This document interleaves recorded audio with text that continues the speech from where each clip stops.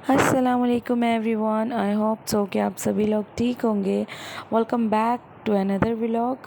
तो आज का व्लॉग स्टार्ट करते हैं, जो कि मॉर्निंग रूटीन से स्टार्ट होने जा रहा है। तो यहाँ मैं बस अपनी मॉर्निंग वॉक के लिए आ गई थी। यहाँ पर बहुत ही कलरफुल फ्लावर्स थे और बहुत ही यूनिक फील मिल रहा था।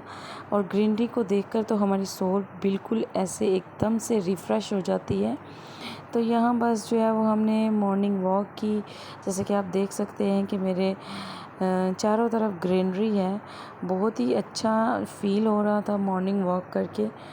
तो डेली बेसिस पे मैं मॉर्निंग वॉक नहीं करती।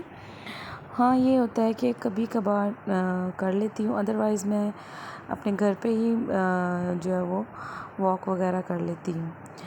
तो लेकिन जो ऐसे एरियाज़ में वॉक करने का मज़ा है वो घर पर नहीं है बिल्कुल भी, क्योंकि ग्रीनरी जो है वो एकदम कूल कूल एयर और फ्रेश ऑक्सीजन सुबह की, और शबनम पड़ी हुई पत्तों पर बहुत ही कोई अमेजिंग जो है वो सीन क्रिएट कर देते हैं हमारे माइंड के लिए। हमारे माइंड को रिफ़्रेश कर देते हैं, इवन के हमारे लंग्स को के लिए, इवन कि हमारी फुल बॉडी के लिए बहुत ही फ़ायदेमंद है अगर हम सुबह की वॉक करते हैं डेली बेसिस पर। तो यहाँ मैं आपको दिखा रही थी, यहाँ एक छोटी सी नहर जा रही थी। तो बस यहाँ हमने पानी वगैरह भरा अपनी कैन में, उसके बाद हमने अच्छे से मॉर्निंग वॉक की। जो लोग न्यू देखने वाले हैं, काइंडली मेरे चैनल को ज़रूर सब्सक्राइब कीजिएगा और मेरे वीडियो को लाइक कीजिएगा। तो बस यहाँ पे मैं मॉर्निंग वॉक करते करते प्यास लग गई थी बहुत ज़्यादा। तो यहाँ पे नलके का पानी बहुत ही ठंडा ठंडा पानी था और बहुत ही मज़ेदार मीठा पानी था। तो वहाँ से मैंने पानी पिया। यहाँ पास में ही एक मस्जिद बनी हुई थी, बहुत ही प्यारी मस्जिद बनी हुई थी। बंद थी, नहीं तो मैं अंदर ज़रूर जाती। उसके बाद बस मॉर्निंग वॉक हो गई थी ऑलमोस्ट हमारी, और सूरज भी निकल ही चुका था। तो बस अब हम घर वापस आ रहे हैं।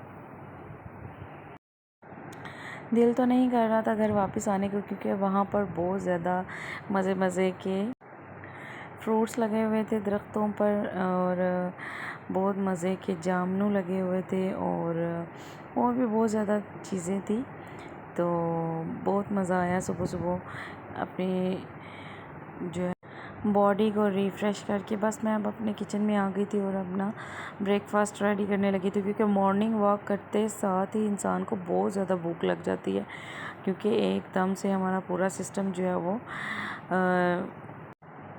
रिफ़्रेश हो जाता है, और जो कुछ भी रात का खाया हुआ होता है वो बिल्कुल जो है वो डाइजेस्ट होने के बाद हमारा स्टमक बिल्कुल जो है वो रेडी हो जाता है कि हम कुछ ना कुछ फटाफट से खा लें। तो यहाँ बस मैं जो है वो अपना पराठा रेडी करने के लिए आ गई थी किचन में।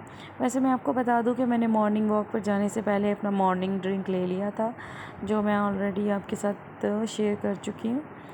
तो उसको पीने के बाद आप मॉर्निंग वॉक करें, वो आपकी बॉडी के वेट को बैलेंस करने के लिए और आपकी कैलोरीज़ को मेंटेन करने के लिए बहुत ज़्यादा इफ़ेक्टिव है। तो यहाँ बस मैं लेयर्स वाला पराठा बना रही थी। आप भी इस तरह की लेयर्स वाला पराठा बनाने की ज़रूर ट्राई कीजिएगा, क्योंकि ये बहुत ही कोई यमी और डिलीशियस बनता है और इतनी प्यारी लेयर्स बनती हैं।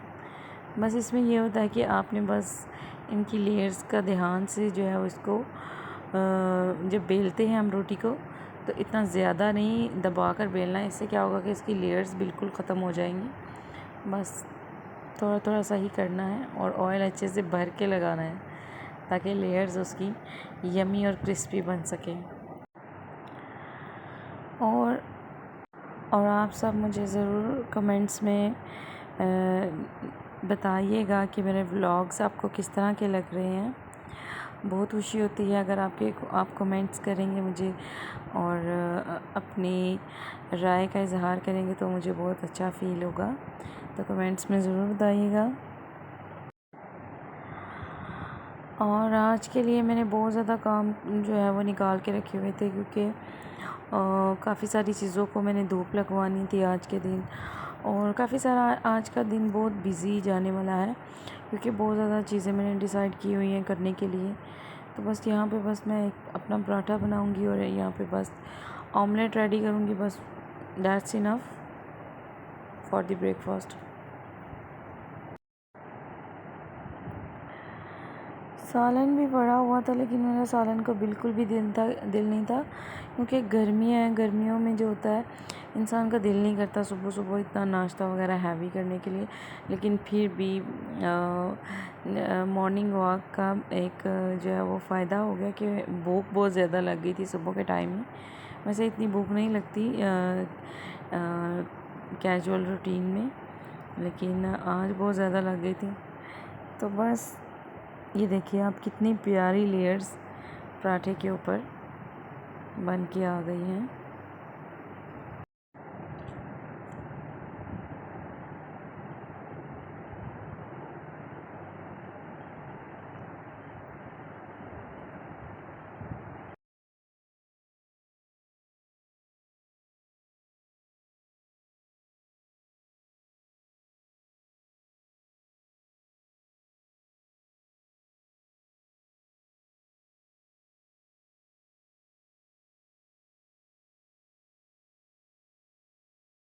तो यहाँ पर बस मेरा पराठा बिल्कुल रेडी हो गया है, उसको मैं बस उतारने ही वाली हूँ।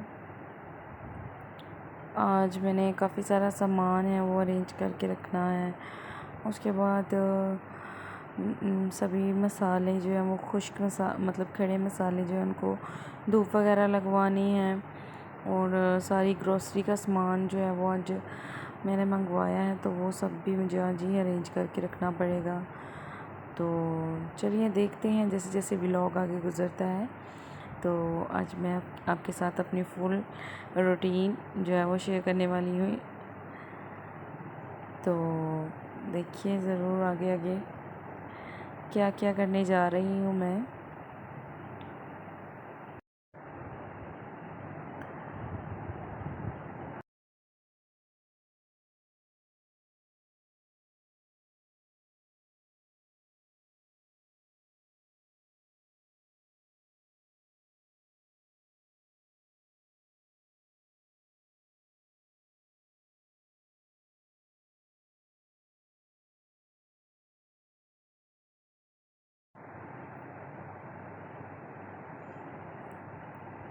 तो यहाँ बस ऑमलेट भी रेडी हो चुका है, और चलिए अपने नाश्ते को एंजॉय करते हैं।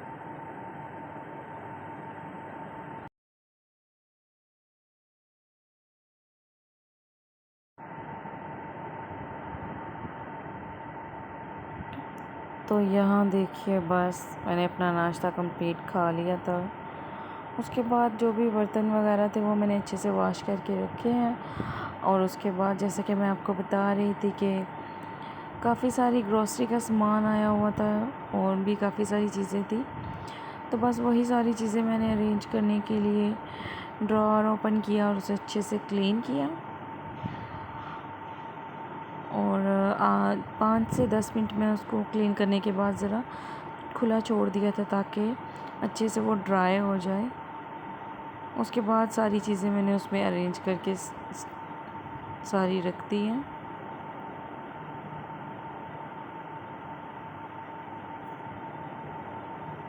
यहाँ पे बस जो है ये मैंने कुछ साबुदाना मंगवाया था। ये बच्चों के लिए बहुत ही अच्छा होता है, और वैसे भी बहुत ही यमी और डिलीशियस बनता है, और क्विक रेसिपी है ये।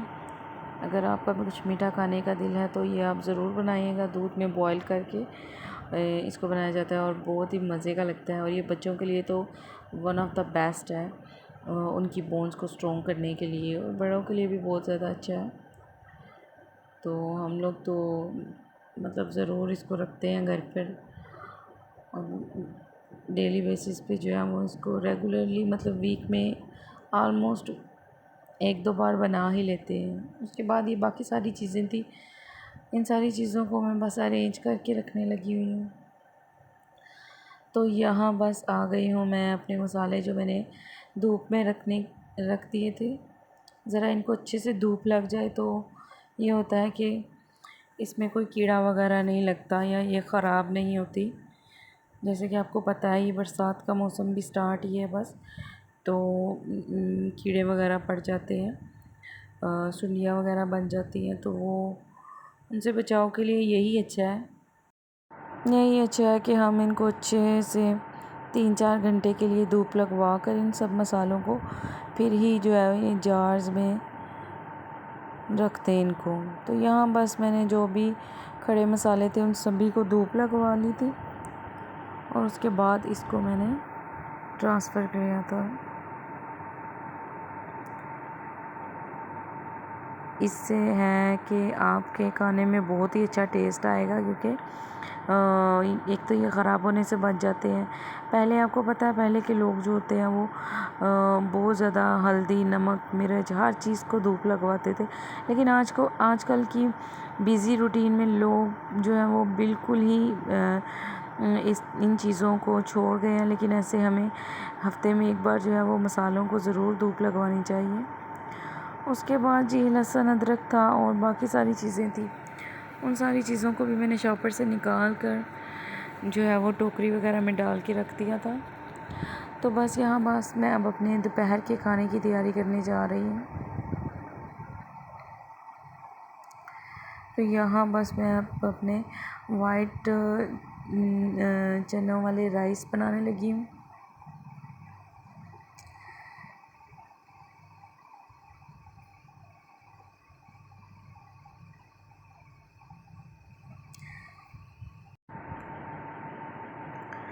ये एक्चुअली मैं बांटने के लिए बना रही थी, तो इसलिए मैंने थोड़े से ज़्यादा ही बनाए थे।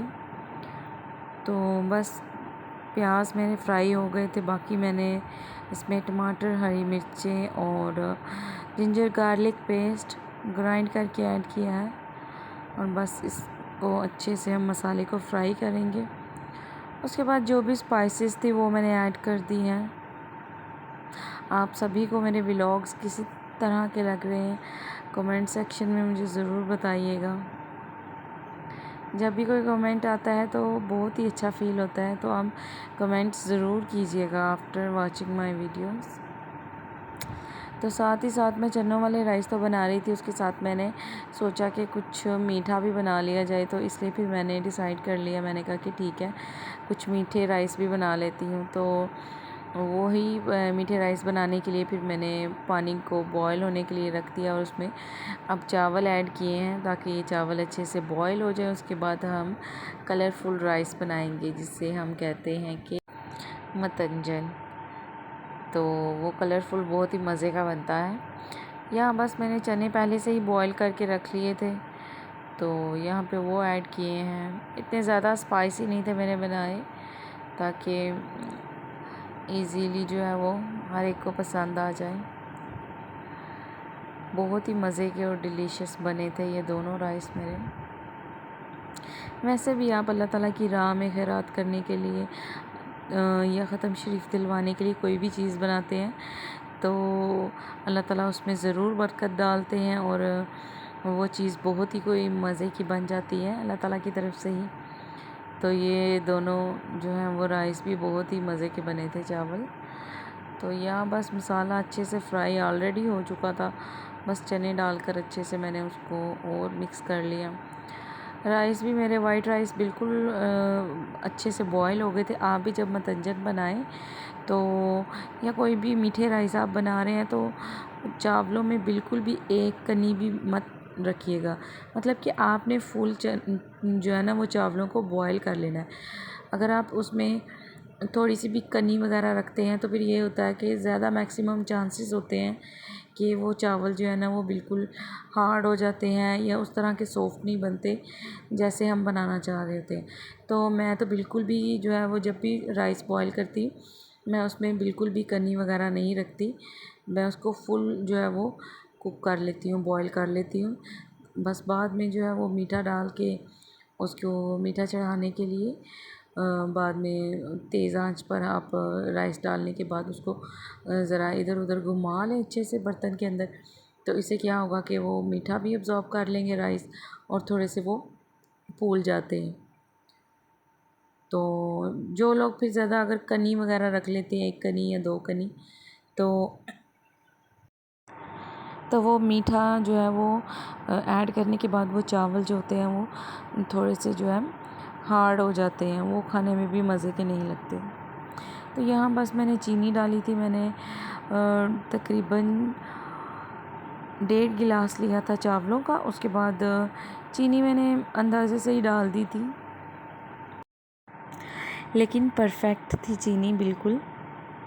और यहाँ पर भी मेरा पानी डाल दिया था मैंने चनों को फ्राई होने के बाद। तो यहाँ बस अब मैं राइस डालने जा रही हूँ। अगर आप पुराने चावल यूज़ कर रहे हैं पकाने के लिए तो उसमें पानी जो है आपने बिल्कुल जो है वो पूरा सा ही डालना है। लेकिन अगर आप नए चावल बनाने जा रहे हैं तो उसमें आपने चावलों के हिसाब से पानी बहुत कम ही डालना है, क्योंकि नए चावल जो होते हैं वो जल्दी सॉफ्ट हो जाते हैं। और मिसाल के तौर पे अगर आपने 2 गिलास चावल लिए हैं नए वाले, तो आपको 3 गिलास डालने चाहिए पानी के, लेकिन आपने 3 नहीं डालने, आपने तकरीबन हाफ़ गिलास फिर भी कम करके ही डालना है नए चावलों में।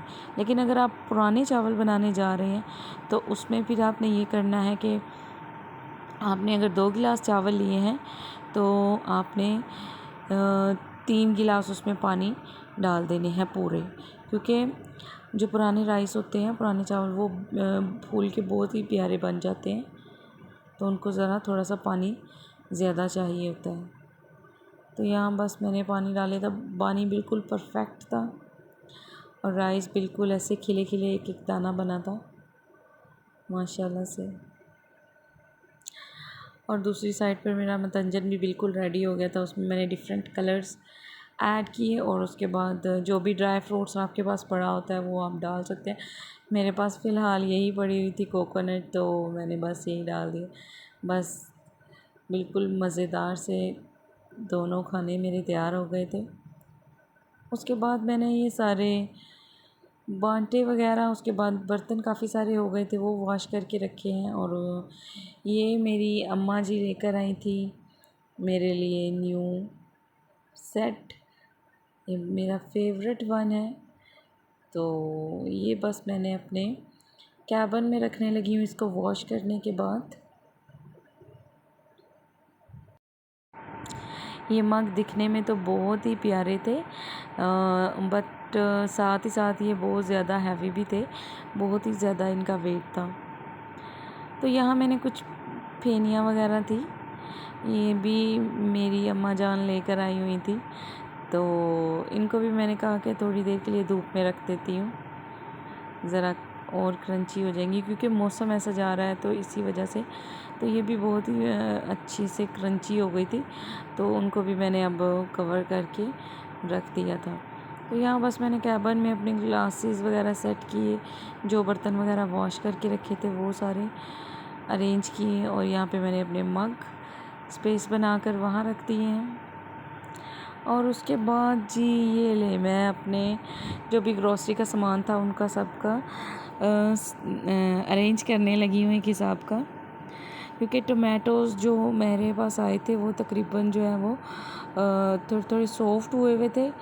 तो मैंने कहा कि चलिए अब टोमेटोज़ का पेस्ट ही बना कर रख लेते हैं,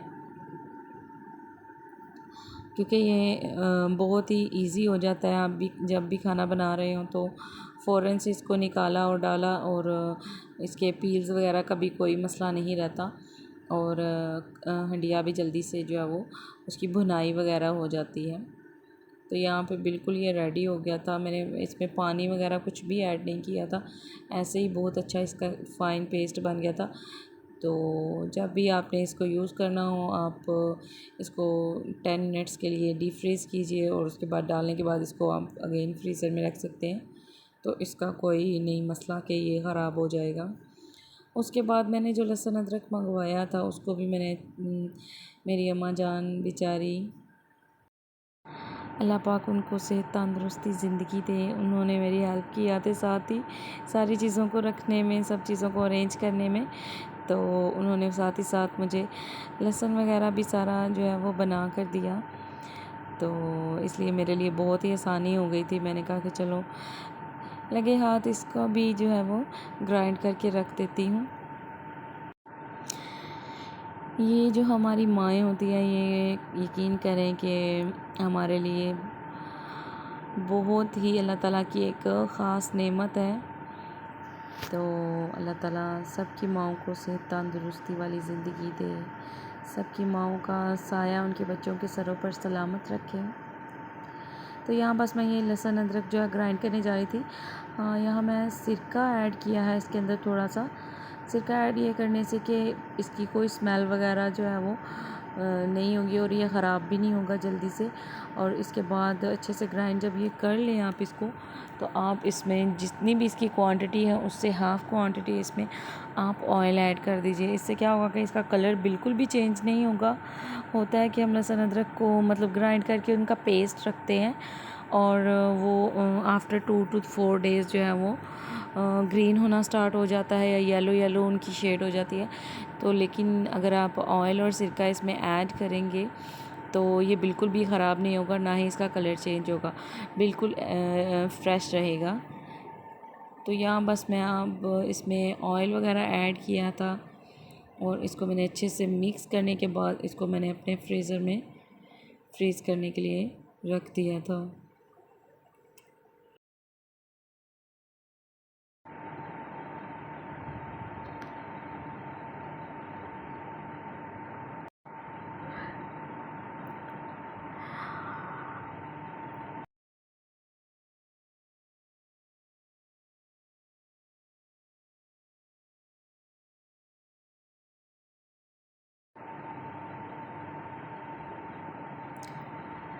तो यहाँ बस मैंने इनको फ्रिज में रख दिया था अच्छे से, ये एक बार फ्रीज़ हो जाए। इसके अलावा आप इनको डिफरेंट क्यूब्स, आइस ट्रे के क्यूब्स वाला जो पैक होता है वो सेपरेट भी आप ख़रीद सकते हैं, उसमें भी रख सकते हैं। उसके बाद जी मेरा लास्ट काम रह गया था, मैंने कहा ये भी कर लेती हूँ। मेरा ऑयल बनाने वाला था जो मैं अपने स्पेशल बनाती हूँ अपने हेयर ग्रोथ के लिए। ये बहुत ही अच्छा है, आप भी ज़रूर इसको ट्राई कीजिएगा। इसमें मैंने ऑयल लिया है, सरसों का तेल है जो। उसके बाद मैंने इसमें ग्राइंड किए हुए मेथी दाना था 2 टेबलस्पून। ऑयल की क्वांटिटी के हिसाब से आप उसमें ऐड कर सकते हैं। उसके बाद मैंने इसमें कलवंजी ऐड की और ये प्याज के छिलके थे। तो ये बहुत ही अच्छे होते हैं हमारे हेयर की ग्रोथ के लिए और उनको स्ट्रॉन्ग शाइनी बनाने के लिए, हेयर फॉल को स्टॉप करने के लिए, डैमेज्ड हेयर जो है उनको रिपेयर करने के लिए। उसके बाद आपके पास अगर काली मिर्च जो है वो आपके पास साबुत पड़ी हुई है वो भी आप इसमें डाल सकते हैं। अदरवाइज़ आप इसमें जो कुटी हुई है वो भी डाल दीजिए ताकि वो असर आ जाए उसके अंदर। उसके बाद मैंने इसमें थोड़ी सी एलोवेरा ऐड की थी और इसको मैंने अच्छे से पकने के लिए रख दिया था। यहाँ आप देख सकते हैं बिल्कुल ये रेडी हो गया था। तो बस मैंने इसको सेव कर लिया था। मिलते हैं नेक्स्ट वीडियो में, तब तक के लिए अल्लाह हाफ़िज़।